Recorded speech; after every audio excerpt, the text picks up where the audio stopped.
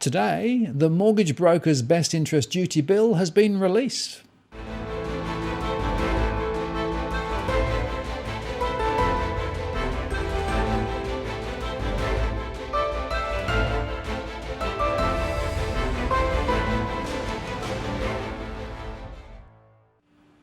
Hello again, it's Martin North from Digital Finance Analytics. Welcome to the latest post covering finance and property news with a distinctively Australian flavour. So the second reading of the bill relating to the best interest duties for mortgage brokers has been released today.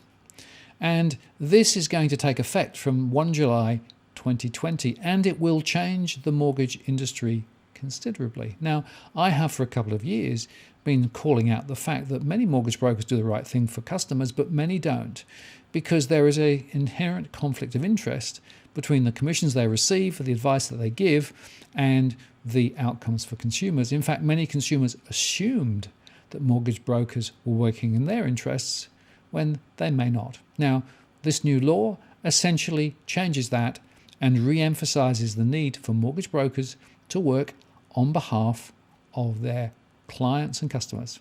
Well, better late than never, I guess. So, the amended Financial Sector Reform Hayne Royal Commission Response Protecting Consumers 2019 Measures Bill 2019, long title, has been tabled in Parliament. The key features of the new law are: first, mortgage brokers must act in the best interest of consumers in relation to credit assistance in relation to credit contracts. Where there is a conflict of interest, mortgage brokers must give priority to consumers in providing credit assistance in relation to credit contracts, and mortgage brokers and mortgage intermediaries must not accept conflicted remuneration. Employers, credit providers and mortgage intermediaries must not give conflicted remuneration to mortgage brokers or mortgage intermediaries, and the circumstances in which these bans on conflicted remuneration apply are to be set out in the regulations. Now, that's really important, because essentially what it means is that this is not a black letter law. Rather, it is much more about behaviour. Notably, the duty to act in the best interest of the consumer in relation to credit assistance is a principle-based standard of conduct that applies across a range of activities that licensees and representatives engage in.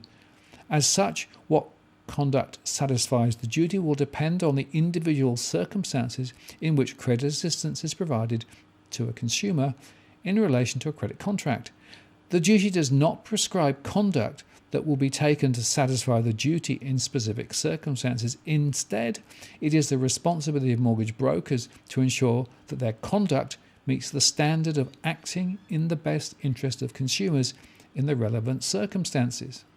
However, the new duty will mean that there could be circumstances where the mortgage broker may not have acted in a consumer's best interest, even if the responsible lending obligations were complied with. So, for example, even if a home loan was regarded as not unsuitable, it could still fall foul of the best interest clause. And this will put extra pressure on mortgage brokers. And the penalty for breaking this duty for both credit representatives and licensees is 5,000 penalty units. And here are some examples of duty in action. In the explanatory materials, there are examples of steps that may need to be taken for this new duty. These include: prior to recommending any home loan product or other credit contract to a consumer based on consideration of that consumer's particular circumstances, the mortgage broker may need to consider a range of products, including the features of those products, form a view about which products are in the consumer's best interest, and then inform the consumer of the range and the options it contains. Any recommendations made would be expected to be based on consumer benefits rather than benefits that may be realised by the broker. That is, a broker should not recommend a loan by prioritising factors that cannot be substantiated as delivering benefits to that particular consumer, such as the broker's relationship with a lender, over factors and features which affect the cost of the product and are more relevant to the consumer. In cases where critical information is not obtained when inquiring about a consumer's circumstance, the broker could be expected to refrain from making a recommendation about a loan where there is a consequent risk that the loan will not be in the consumer's best interest. And interestingly, the new duty also outlines that a broker would not suggest from their aggregators panel of lenders a white label home loan that has the same features as a branded product from the same lender, but with a high interest rate, because it would not be in the best interests of the consumer to pay more for an otherwise similar product. And this potentially could change the landscape with regard to white labelling products. And the explanatory materials go on to outline that during a periodic review, a broker would not suggest that the consumer remain in a credit contract without considering whether it would be in the consumer's best interest. So it's an enduring obligation as well. For example, it may be a breach of the duty if the broker suggested the consumer remain in their current home loan when they could refinance to a cheaper product, as the broker did not want to incur the consequent liability to the lender when their commission payments were clawed back, it reads. And the material also outlined that there may be situations where the consumer does not properly understand the implications of different choices, and so the broker may have to assist them to understand why a particular loan is or is not in their best interest, which could inform the broker's actions. An example given is if a consumer asks the broker if they should take out an interest-only home loan on a property that they're looking to buy. The home loan would have a higher interest rate than a principal interest home loan.